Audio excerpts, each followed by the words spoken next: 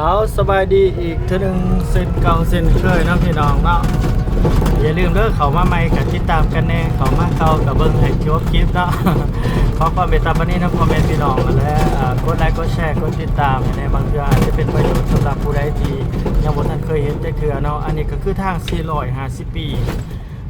อยู่เขตหวานหน้าแค่เมืองไซธานีนครหลวงเวียงจันทน์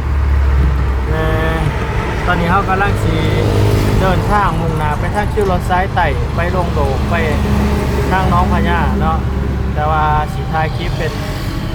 บัวให้รถปันไดเอาซ้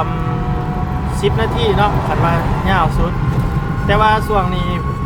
เป็นโม่งเลิกเบียกเลิกงานของหลายคนเนาะหลายทานกับบ้านกับเพื่อนหรือว่าเดินทางไปบนคืนในสิ่งมีเบียกมีงานกระสีรถกระสีร้ายเนี่ยแต่ว่าตอนนี้อยู่บนแถวนี่ยังบนทันร้ายปันใดเขาไปบนกายคิวรถซ้ายไต่ไปนี่รถจะร้ายมือขี่ผ่านมาเนาะรถที่จะไม่เอาเยอะละเลย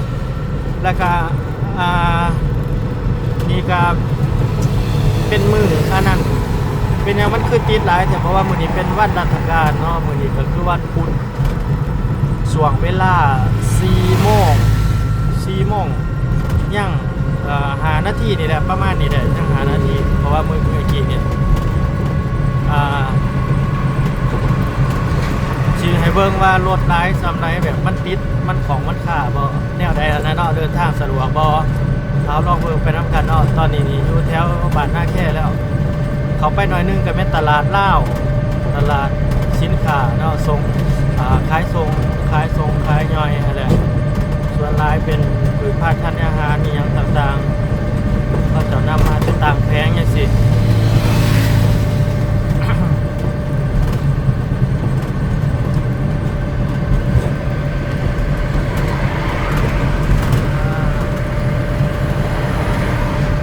ให้เบิ่งบรรยากาศรถติด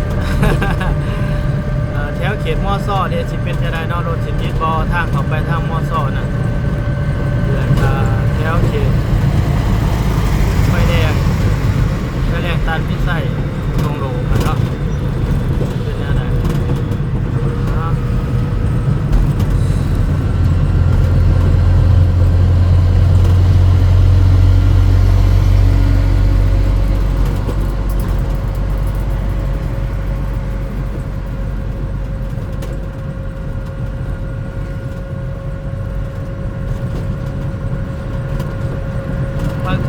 มันอาจจะบ่แจ้งมาได้เนาะเพราะว่าตะเวนซองใส่มันหยอดแสงนะแสงมันตอกใส่กับกล่องมันก็เลยสิเฮ็ดให้ภาพบ่เห็นได้สิเป็นภาพมั่วๆ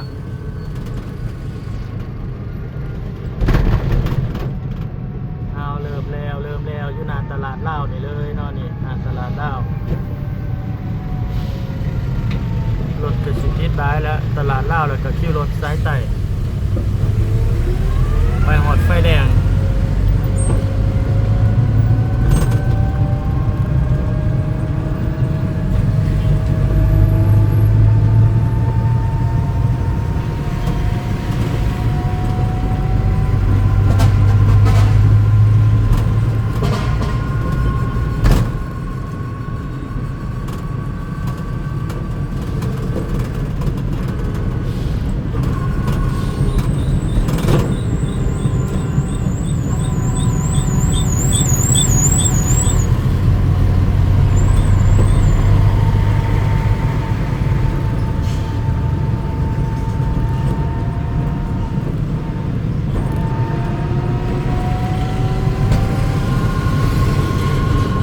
คิวรถสายไต่มาแล้ว